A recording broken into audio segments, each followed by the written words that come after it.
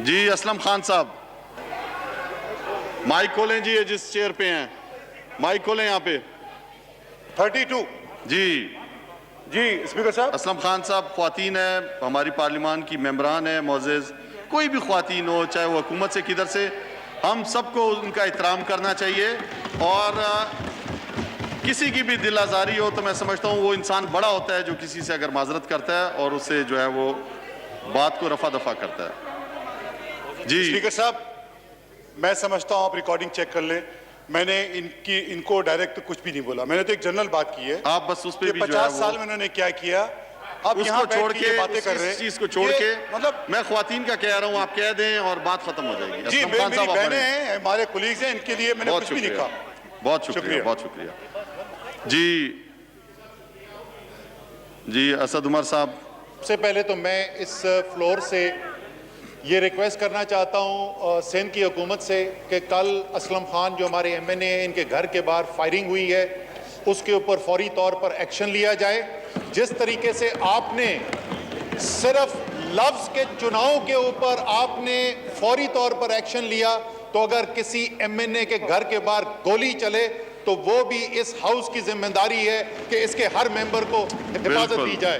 بالکل جی سر دوسری بات میں ذرا سا اپنا آپ کو سمجھا دیتا ہوں کہ کیوں اس وقت کراچی کے لوڈ شیڈنگ ہو رہی ہے اور اس کو بہتر کرنے کے لیے کیا کوشش کی جا رہی ہے. لیکن کہا گیا ہمیں یہ کہ پیپلز پارٹی کو حکومت دے دو تو 6 مہینے کے اندر ہم لوڈ شیڈنگ ختم کر دیں گے. کیونکہ ظاہر ہے 2 سال میں آنے سے پہلے تو کراچی میں آج تک لوڈ شیڈنگ ہوئی کبھی نہیں تھی. مجھے یاد آ گیا، کچھ چیزیں ذہن میں انسان کے رہ جاتی ہیں. مجھے آج تک یاد ہے اسپیکر صاحب، بجلی گئی ہوئی تھی، کوئی 12-14 گھنٹے سے بجلی گئی ہوئی تھی، ساری رات ہم سو نہیں سک رہے کراچی میں. صبح تک ہم جاگے ہوئے تھے اور ہم بول رہے ہیں بھٹو صاحب کی کر کیا رہے ہیں، یہ کیسے ملک چلا رہے ہیں. تو لوڈ شیڈنگ سے مر گئے. جب صبح اٹھے تو پتہ چلا کہ پاکستان کے اندر کو ہو چکا ہے، بھٹو صاحب کی حکومت پلٹ چکی ہے. سر یہ تو 45 سال پہلے سے لوڈ شیڈنگ کر رہے ہیں پاکستان کے اندر. دوسری چیز سر میری رفیع اللہ صاحب آپ جو ہے نا حد پار نہیں کریں، آپ بیٹھ جائیں. آپ کو میں بار بار سمجھاتا ہوں، آپ نہیں سمجھتے ہیں یار. اپنے سینئر سے سیکھو، بات سننا سیکھو اپنے سینئر سے، تو بیٹھ کے چپ کر کے سیکھو. آپ رفیع اللہ صاحب میں آپ کو بار بار تنبیہ کر رہا ہوں کہ آپ بیٹھ جائیں اپنی نشست پہ، آپ بیٹھ جائیں. آپ بار بار مت بولیں، آپ اکیلے نہیں ہیں اس ہاؤس میں، آپ نے پورا اس ہاؤس کو جو ہے یرغمال بنا دیتے ہیں کھڑے ہو کے. آپ کرنا کیا چاہ رہے ہیں؟ آپ ہر دفعہ کھڑے ہو جاتے ہیں، آپ چپ کر کے بیٹھیں. آپ کو میں وارننگ دے رہا ہوں، آئندہ آپ اس طرح نہیں کریں گے. بالکل. سر دوسرا سوال جو اٹھایا گیا وہ کے الیکٹرک میں بہت سارے سوال اٹھائے گئے. ہم یہ بھی بتایا گیا کہ ڈیوورس جاتے ہیں وہ، کیونکہ یہ تو کے الیکٹرک کی پرائیویٹائزیشن نجکاری تو کی تحریک انصاف نے، ایسے لگ رہا ہے ان کی باتوں سے. سر کے الیکٹرک کی نجکاری کی گئی تھی پاکستان مسلم لیگ کاف کی حکومت میں. اس کے بعد 5 سال پیپلز پارٹی کی حکومت رہی. الحمدللہ یہ ہاؤس پریویلیجڈ ہے کہ اس پیپلز پارٹی کی حکومت کے وزیر بجلی جو بعد میں وزیر اعظم پاکستان بنے، راجہ پرویز اشرف صاحب موجود ہیں. میں ان سے ریکویسٹ کروں گا وہ بھی کھڑے ہو کے بتائیں کہ یہ اتنی کرمنل آؤٹ فٹ جس نے کے الیکٹرک کو خریدا ہوا تھا تو انہوں نے اس کو کیوں نہیں پکڑا. پھر اس کے بعد آ گئی مسلم لیگ نون کی حکومت، 5 سال الحمدللہ وہ بھی حکومت چلی. اور اس ہاؤس کی خوش قسمتی دیکھیے کہ مسلم لیگ نون کی حکومت کے وزیر بجلی خواجہ آصف بھی اس وقت ہاؤس میں موجود ہیں. ہم ان سے بھی یہی سوال پوچھیں گے کہ یہ ممبرز اپوزیشن کے پوچھ رہے ہیں کہ کے الیکٹرک کا جو مالک ہے وہ بہت بڑی کرمنل آؤٹ فٹ ہے، تو انہوں نے 5 سال اور انہوں نے 5 سال اس پہ ایکشن کیوں نہیں لیا؟ تو اس کا جواب تو ہم ان سے انتظار کریں گے. اب میں آپ کو بتا دوں لوڈ شیڈنگ ہو کیوں رہی ہے. سر لوڈ شیڈنگ اس لیے ہو رہی ہے کہ ہم نے جس وقت کراچی کی مانگ بڑھتی گئی، کراچی کے اندر بجلی کی ضرورت بڑھتی گئی، لیکن حکومتیں جو پاکستان میں تھیں انہوں نے کوئی قدم نہیں اٹھایا کہ یا کراچی کے اندر بجلی کی پیداوار بڑھائی جاتی یا جو باقی پاکستان ہے کم سے کم وہاں سے تو سسٹم امپورٹ کر سکتا.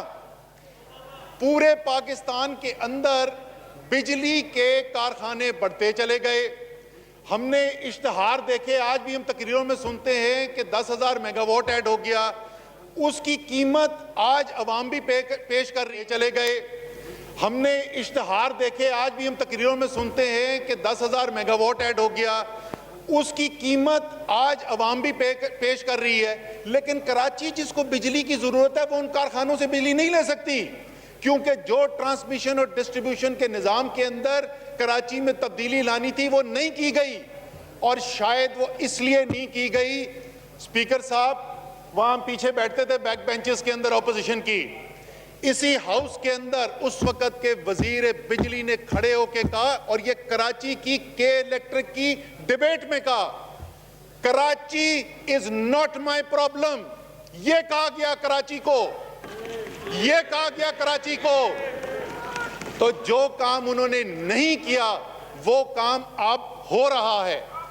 جو بجلی کا نظام میں تبدیلی ہے, سی سی او ای نے, کیبنٹ کمیٹی آن انرجی نے ایمرجنسی میٹنگز کال کی کہ الیکٹرک کو بلایا گیا, نیپرا کو بلایا گیا, این ٹی ڈی سی کو بلایا گیا. ایمرجنسی کی بنیاد کے اوپر معاہدے کرائے جا رہے ہیں. جو کمٹمنٹ کی گئی ہے اس پروجیکٹ کو ڈیلیور کرنے کے لیے انشاءاللہ تعالی یہ جو ٹرانسمیشن سسٹم اور ڈسٹریبیوشن سسٹم کی بہتری ہے, اس نظام کی بہتری کے اندر انشاءاللہ ریکارڈ ٹائم کے اندر امپلیمنٹیشن ہو جائے گی.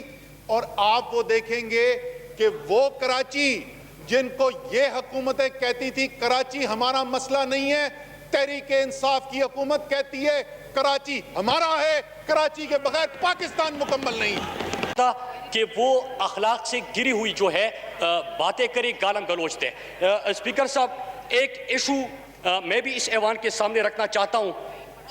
کئی دنوں سے پاکستان کے اندر ایک بحث شروع ہو چکی ہے. بحث کیا ہے کہ جو سندھ حکومت کی طرف سے جے آئی ٹی ہے وہ ٹھیک ہے, یا علی زیدی کی طرف سے جو جے آئی ٹی قوم کے سامنے رکھی گئی اور اس کے اوپر میڈیا کے اندر بھی بڑی بحث ہوئی, وہ جے آئی ٹی ٹھیک ہے.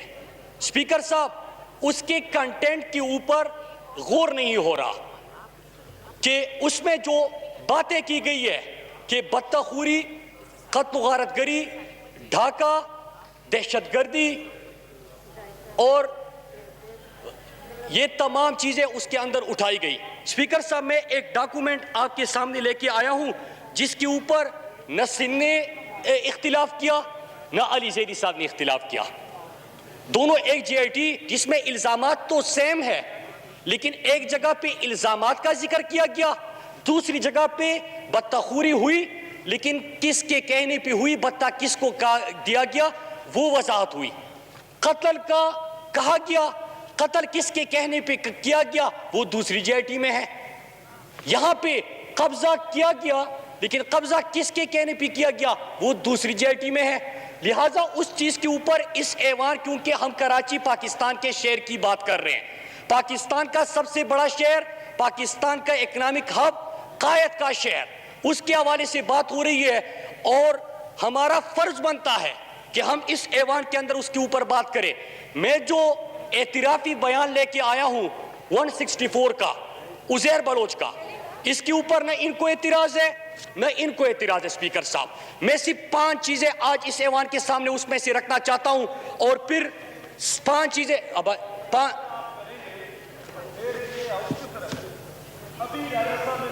نہیں تو میں نے کون سی گالی دی ہے؟ اس نے تو کوئی اس طرح کی بات نہیں کی ہے, ابھی کوئی بھی بات اس طرح کی نہیں کی ہے. ابھی آپ اس کو بولنے نہیں دیں, یہ تو صحیح نہیں ہے. اسپیکر صاحب میں جب یہ 164 کا اعترافی اسپیکر صاحب میری اتنی گزارش ہے کہ میں صرف 5 پوائنٹس اس میں سے اٹھا رہا ہوں, اور میں ان کو 2 گھنٹے کے لیے بھی سننے کے لیے تیار ہوں.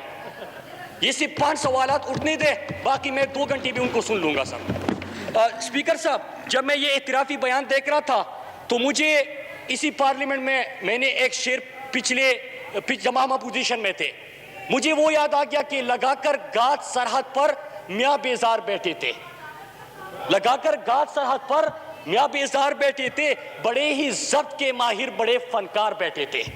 یہ دہشت گرد یوں ہی روز آ کر نہیں پڑتے, اسمبلی اور وزارت میں سہولت کار بیٹھے تھے. اسپیکر صاحب, آغاز ہوتا ہے اس کا 164 کے بیان کا کہ 2008 میں جب میں جیل میں تھا, عزیر بلوچ کہتا ہے, تو مجھے پیپلز پارٹی نے قیدی کارکنوں کا ذمہ دار بنایا.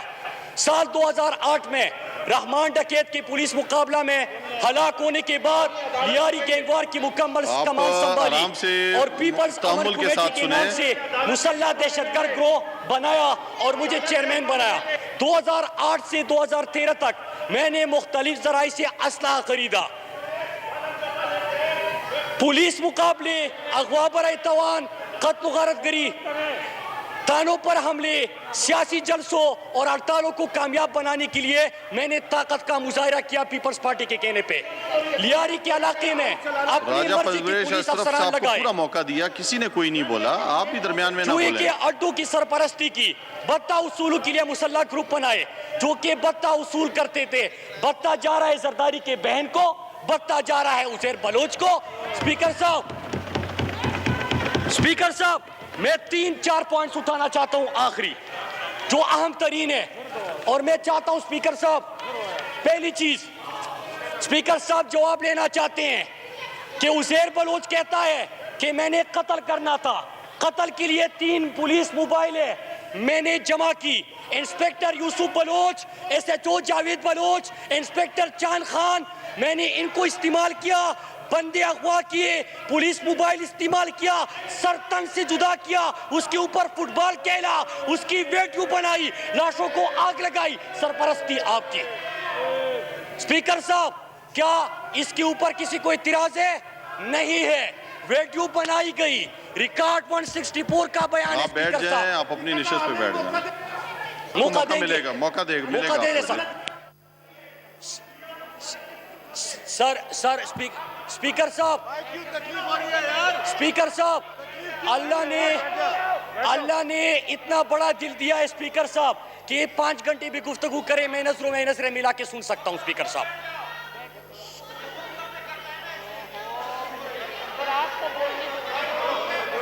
اسپیکر صاحب, پھر اس کے بعد کیا ہوتا ہے؟ پورا موقع دیا ہے, پورا موقع دیا آپ کو.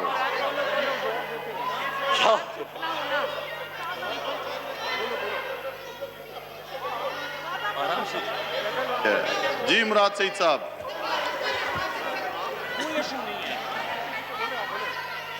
ان کو دیا پورا, کسی نے درمیان میں نہیں بولا. اسپیکر صاحب, پھر اس کے بعد کہتے ہیں میں نے سینیٹر یوسف بلوچ کے کہنے پر 500 سے زیادہ نوکریاں جرائم پیشہ افراد میں تقسیم کی. اسپیکر صاحب, آگے کہتے ہیں کہ میں نے اویس مظفر ٹپی کو آصف زرداری کے لیے 14 شوگر ملوں پر قبضے میں مدد کے لیے استعمال کیا. پھر آگے کہتے ہیں کہ میں نے اپنے گروہ کے 15-20 لڑکے آصف زرداری کے کہنے پر بلاول ہاؤس میں بھیجے, جنہوں نے بلاول ہاؤس کی گرد و نواح میں لوگوں کو ہراساں کیا اور 30-40 گھر خالی کروا. اسپیکر صاحب, آگے کہتے ہیں اسپیکر صاحب, دستگیر کو دیا.